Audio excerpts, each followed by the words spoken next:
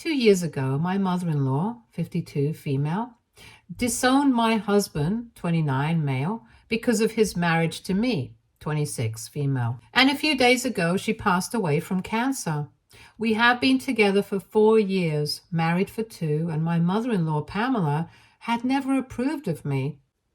Right from the first time that we had met, she had been very cold and acted very rudely. I had never been treated like that before by anyone, and my husband was very apologetic about her behavior.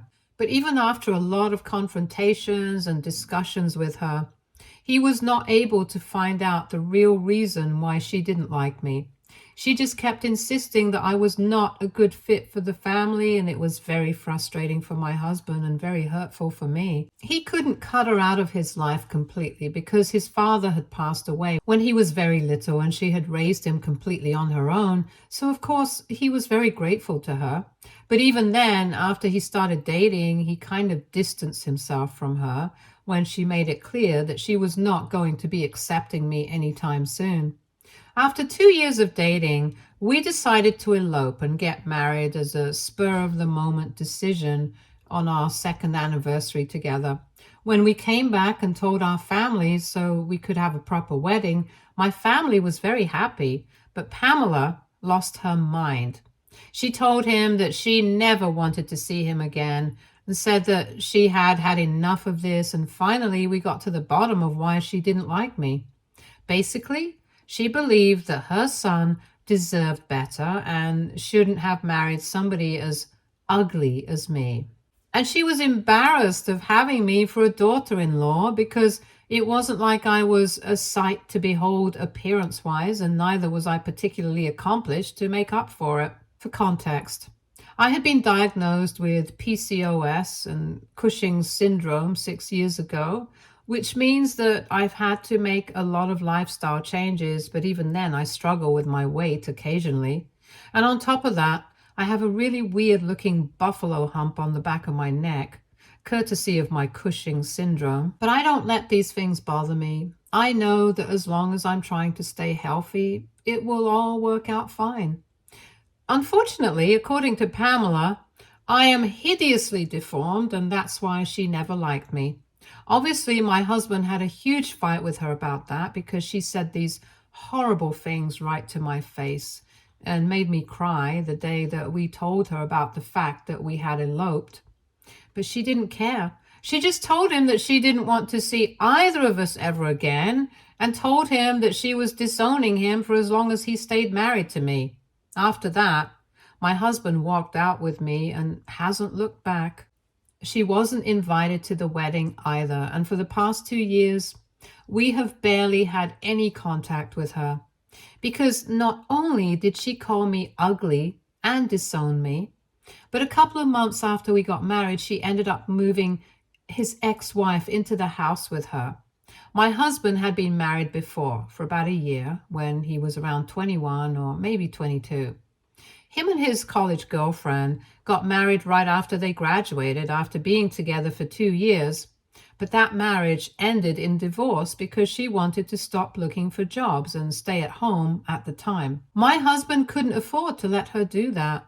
And if they wanted to afford the lifestyle that she wanted, she would have had to work too. That gave way to a lot of differences between the two of them, and they ended up filing for divorce just a couple of weeks after their 1st anniversary. Since then, they hadn't kept in touch, but Pamela had remained close to his ex, Daisy. He didn't even know that they had stayed in touch until Pamela sent him an email 5 months after we got married, saying that now that the two of us were officially together in everybody's eyes, she wanted nothing to do with him anymore, and she had been deeply upset by the fact that even though she didn't approve of me, he had still gone and married me. But it was fine because she had spoken to Daisy, and now she had decided to move in with Pamela to keep her company. From the email, we made out that Daisy had offered to move in with her after hearing what had gone down with us. She had told Pamela that she was going to her and staying with her to keep her company, and was making it out to be some huge sacrifice that she was making for the sake of her ex-mother-in-law. But my husband and I both knew that she was doing this And that's because she didn't like working. And she knew that as long as she was staying with Pamela, she would be taken care of. Since, in spite of being a single mother, she had done pretty well in her career and was still working, Daisy didn't have anything to worry about financially. To put it in a few words, Pamela was getting played for a fool, but she thought that Daisy was coming to her rescue and was going to be the daughter that she never had. And these are actually her words. In her email, she literally said that Daisy was the daughter she never had, and confessed that she had never even wanted a son and had wanted a daughter just like herself. So she was actually much happier with Daisy in her life, and that upset my husband a lot. But he still never replied to that email. I was always aware of the fact that Pamela really liked Daisy and thought of her as a younger version of herself simply because they were both blonde and were interested in modeling when they were in college. That's pretty much where the similarities end, but Pamela had projected herself onto her and had always liked her a lot. She often even brought her up to compare to me, to make me feel bad about myself, but nobody had ever thought that she would actually choose Daisy over her own son. But that's what happened. And after that email, they never spoke again. Now, fast forward to 3 months ago, my husband started receiving phone calls and messages from an unknown number. He didn't accept the calls, but he did read the messages saying that his mother was really sick and had been diagnosed with pancreatic cancer a couple of months ago, and she wanted to see him. But my husband thought that somebody was playing a prank on him, so he ignored it at first and blocked the number. And then, finally, one day, he started receiving calls from another number. So he finally picked up, and it was Daisy on the other line. She tried to talk to him, but he told her that he was not interested and hung up. After that, she didn't try to contact him again, and my husband never even told me about this until recently. The reason this was brought up was because a couple of days ago we received an email from Daisy saying that his mother had passed away in her sleep after a particularly bad and painful day in the hospital. In the past few months, after my husband had rejected his mother's last wishes to see him, she had grown increasingly upset and angry and wrote him out of her will officially, something she hadn't done until recently, although she had declared that she was disowning him publicly. And she had specifically asked Daisy not to inform him when things got worse, because she didn't want him to get the opportunity to see her again while she was alive. But now that she was gone, Daisy thought that it was finally appropriate to let him know, according to his mom's last wishes. The funeral is in 9 days from now, and of course, my husband ended up crying when he realized that his mom had passed away without even seeing him one last time. And I did comfort him, because in spite of their differences, this is the same woman who had raised him all on her own. So of course it's going to be hard on him. But in the past few years, I've also learned that she's not exactly perfect. And even apart from the whole thing with me and Daisy, there were a lot of other things that were very problematic about her, but I don't want to get into that right now. Anyway, my point is that I comforted my husband, but when he said that is part of everything that had happened, he just didn't think that he wanted to attend the funeral. And I told him that it was not necessary for him to do so if he didn't feel like it, because a lot of time had passed, and rather than be fake and pretentious, I think it would be better to just sit it out. My parents don't agree, though, and they think that I'm being selfish and unreasonable, and that I should be convincing him to attend his mom's funeral if I actually cared about him. The thing is, I do care about him, and that's why I don't think that I should pressure him into doing something that he doesn't want to. And he has made it clear that he doesn't want to go. But at the end of the day, it is his mom and it is her funeral. So it's a pretty big deal if he doesn't go. And I'm afraid that I might be making a mistake here by encouraging him. AITA for telling my husband that it's fine if he doesn't attend his mom's funeral? Edit. Okay, so the other stuff that I was talking about, I didn't bring it up in the post because it was not exactly relevant to the whole situation with me or the situation with Daisy. It's just stuff from the past, but I guess it'll still help come to a conclusion. So the thing is, even though Pamela raised him completely by herself, with a little help from his grandparents, she was also not exactly the best kind of parent to have. I can understand that as a single mother, things must have been tough for her, and maybe she thought that it was necessary for her to be a disciplinarian so she would be taken seriously at home. But somehow, instead of scaring him in a disciplinarian kind of way, she was just generally scary. From whatever my husband has told me, she had serious anger issues and she would lash out at him over the smallest of things, sometimes even getting physical. And this continued till he was in high school.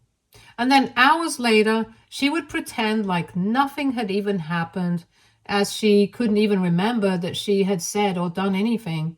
On top of that, while trying to make sure that he was disciplined and academically focused, she pretty much ended up making sure that he didn't do anything at all. He was not allowed to go over to his friends' places after school or invite them over. He was not allowed to go to parties or even to date.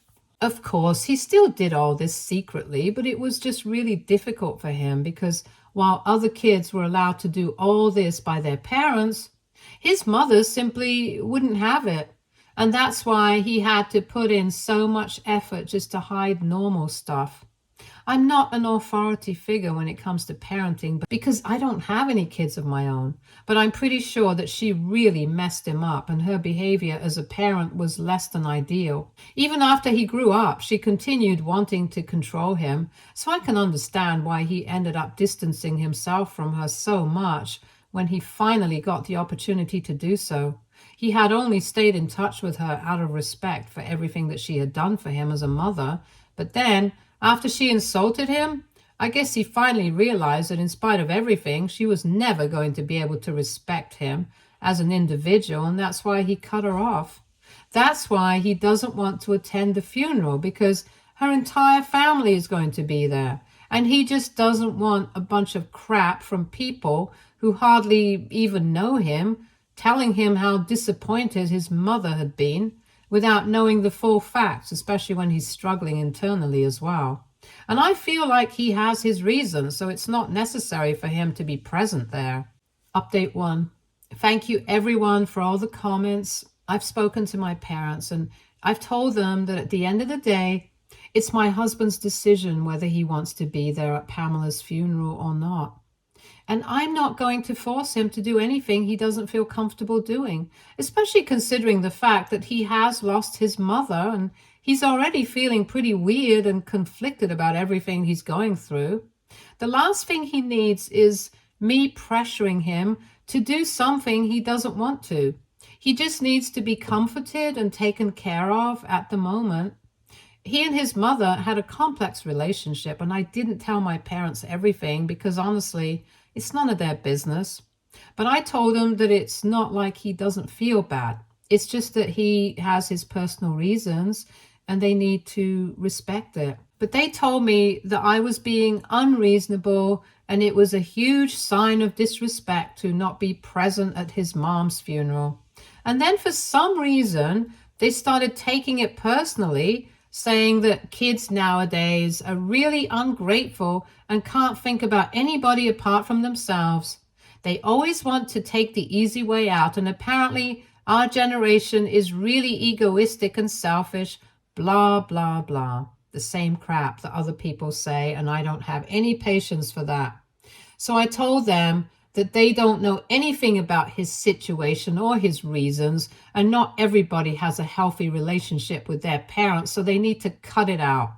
I was furious that they were even arguing with me about this because I know my husband a lot better than they do, and it was really annoying that they were pretending that this was a generation-specific problem when it was really just a very specific personal issue. Anyway, long story short, I got into a fight with my parents over this, and for the past couple of days, we haven't been speaking to each other. I really don't understand why they are so stubborn about this, because at the end of the day, this is between my husband and his mother. They don't have anything to do with it. In fact, they didn't even know Pamela that well. They had probably met her just a handful of times, and even then they hadn't gotten along well with her because they had seen the way she treated me. I don't understand why they are taking it so personally, as if my husband and I have refused to attend an event that they're hosting or something.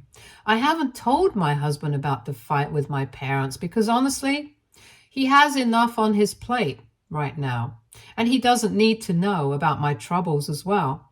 Ever since he read the email, he's become a lot more quiet and withdrawn, and I can totally understand that he's going through something. So if I tell him about whatever my parents are saying right now, I'm sure that it's going to make him feel even worse. For a while, I was feeling anxious that my parents might end up contacting him directly, so I decided to mute all notifications from them on his phone for his own good. He doesn't know about it. I'm going to tell him later, but I just don't want my parents to be bothering him at this time. It was probably the single most sneaky thing that I've ever done. Even though we know each other's passwords, we have never snooped or gone through each other's phones, so this is the first time that I've ever done that. And I'm not sure how he might react to that when I tell him. But the only thing that I'm sure of is that I'm doing this for his own good. And I'm hoping that that's enough. Apart from that, I've also been feeling very weird about the whole situation because even though I never liked Pamela because of the way she treated me, it's still very strange to think that she's gone and we'll never see her again. It makes me feel very uneasy every time I think about it. So I've been trying to keep myself distracted overall. And this is just a very difficult and weird time for our family. I'm just hoping that the time passes soon and this blows over quickly because I can't bear to keep feeling this continuously all the time any longer now. It's really suffocating. Anyway, that's it from me for now. Thank you. Update 2. It has been 5 days since my last update, and for the past couple of days, my parents and I have had absolutely no contact since the fight that we had over the phone. I also kept checking my husband's phone periodically to delete any messages that my parents might have sent him, but luckily they hadn't tried to call or text him. I was just beginning to ease up about the whole thing, but then yesterday in the afternoon, I received a call from my husband at work, and he told me that he had received an email from a new address, but after reading it, he had realized that it was from my parents. I instantly knew that it was not going to be good news, and it wasn't.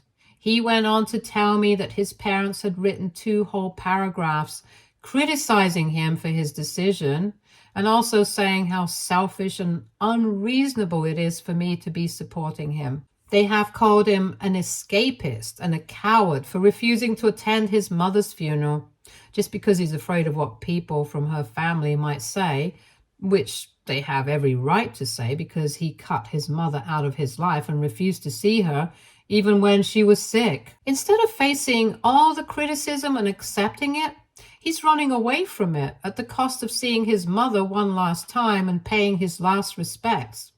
And apparently, according to my parents, it's despicable. My decision to support him in this is also no less despicable. And finally, they said that maybe Pamela did the right thing by disowning us because clearly we don't really care about our parents. The email was really mean and completely unnecessary because this is not their place to be saying anything. They don't know the whole truth and they don't need to be lecturing him about what's right and what's wrong. My parents always have had a tendency to speak out of tone, believing that they know the best. But they've mostly always kept it restricted to me and maybe a few other people from the family. They have never tried to speak where it's not their place outside of our family, especially with my husband. This is the first time. But this is enough. I was very upset that they had gone out of their way to create a new email address, one that they knew hadn't been blocked or muted by me, and sent him that email. The fact that they had created a new one just goes to show that this was a very well thought out act that they had done, knowing that it would bother me a lot. They knew I had probably blocked their numbers and other ways to contact us, so they had gone out of their way to do this, and I just don't understand why they're so convinced that they're right. They don't even know the whole situation. I was obviously furious when my husband told me about it, and I had every intention of calling my parents up then and there and giving them a piece of my mind. But my husband told me to just let it go. It's not like he didn't care or wasn't upset about it. He was. But he was just so resigned to the situation that he didn't even think that it was necessary to say anything. The funeral is just 2 days away now, and he has already made up his mind that he is not going to be attending. It's not going to be easy for him either, but he has already decided something for himself, and he doesn't think that he needs to defend his decision to anybody who doesn't know anything about his life, how he grew up, and his relationship with his mother. Even if it's my parents, he doesn't think he needs to dignify it with a response, and the best thing that we can do right now is just completely ignore them. After that, I told him about how they had been getting on my nerves in the beginning, how we had a huge fight about this, and how I went through his phone and muted them so he wouldn't have to suffer the same thing. And he just laughed and told me that he was really grateful to have a wife who goes through his phone, not out of suspicion, but out of concern for him. He also told me that he was really happy that I had chosen to defend him to my parents and even get into a fight with them to the extent where I was ready not to talk to them, all for his sake. But he also told me that since he had lost both parents, he wouldn't mind if I continued to talk to them. But after this, there was no chance I was going to speak to them unless they apologized to him for saying whatever they did. These were really terrible things that they said to him, without knowing anything about his life properly, and they have no right to judge him without knowing things. In fact, let me just rephrase that. They have no right to judge him, period. That email was not only disrespectful to him, it was also disrespectful to me, because I feel like since I'm their daughter, they should have just trusted my judgment. Of course I'm not some evil goblin bent on making sure that he doesn't attend his mom's funeral. Of course, if I'm supporting him, there must be some reason, but they can't bring themselves to believe that. They just want to prove that they are right, and so they will do anything it takes to make us feel bad about it. So be it then. I don't want to talk to them anymore, and I'm definitely not going to interact with them any further until and unless they apologize to my husband for whatever they said in that email, because they have crossed the line. That should not have been crossed, and I'm not going to allow them to get away with that. Update 3. Hi, so it's been 2 days since my last update, and today the funeral was held. Right from the morning, my husband was acting very strangely and was very quiet, and I knew exactly why. Thankfully, it's a Saturday, so we didn't have work today and we stayed at home. To keep his mind off of things, I decided to watch a movie with him instead of finishing up our work in the mornings to get ahead of the next week like we usually do. He was kind of fidgety and distracted the entire time. But at least he sat through the entire movie with me before he checked his email, and sure enough, around 4 in the evening, he saw that he had received an email from Daisy saying that she was very disappointed that he hadn't even bothered to show up for his mom's funeral and that she had had to do everything. She told him that a lot of people had been asking about him, and everyone had been very disappointed and shocked that he didn't even bother to attend. My husband ended up crying for quite a while, and I sat there and consoled him. In the end, he asked me if he had done the right thing or not, but I just told him that now it had already been done and it was not necessary for him to constantly keep thinking about it. He did what he believed was right, and if he wants to, he can go pray about it in church this Sunday to make him feel better. But other than that, there's no point in constantly beating himself up about it. I also told him not to feel bad about the fact that Daisy was the one who had organized everything, especially given the fact that she was the one who had been staying with Pamela for the past 2 years. She's the one set to inherit everything that Pamela has left. So I think it's fair enough that she's the one who had to organize everything, because clearly Pamela always liked her better, as she herself had mentioned in the email that she had sent us 2 years ago. After he and I had that discussion, he started to seem slightly better, and we went out for dinner to a nearby restaurant to keep his mind off of things. I'm typing this out in bed right now, and he's asleep beside me, and I'm not sure if I was able to help him out or not, but at least I tried my best, and that's all that I can say. Update 4. Hi, so it's been a couple of weeks since my last update. My husband has started therapy, and he's doing better now, at least emotionally. I haven't been on speaking terms with my parents for a really long time, and I don't intend on speaking to them unless they apologize, which I don't think they're going to do. But it's fine. My husband and I are used to distancing ourselves from our parents, first from his mother and now from my parents. It's kind of disappointing, but there's nothing much that I can do about it. Anyway, I'm just happy that my husband and I are doing well, and even though I still find him occasionally going through old photos of him with his mom, I know that he has accepted the fact that she's gone, the good and the bad. If he regrets his decision not to attend the funeral, he never lets me know about it, and I try not to ask about it too much either, because I know that it probably hurts him to talk about it. If he wants to, I'm always here for him, but I'm going to let him decide when he wants to talk about it right now.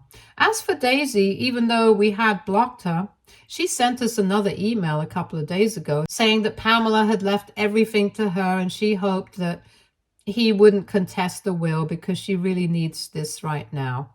That was it. She didn't say anything else, and I don't think that my husband is going to be contesting the will either. That's probably the last thing on his mind right now. And in all honesty, I don't mind the fact that Daisy's going to have everything that Pamela left. She can keep it.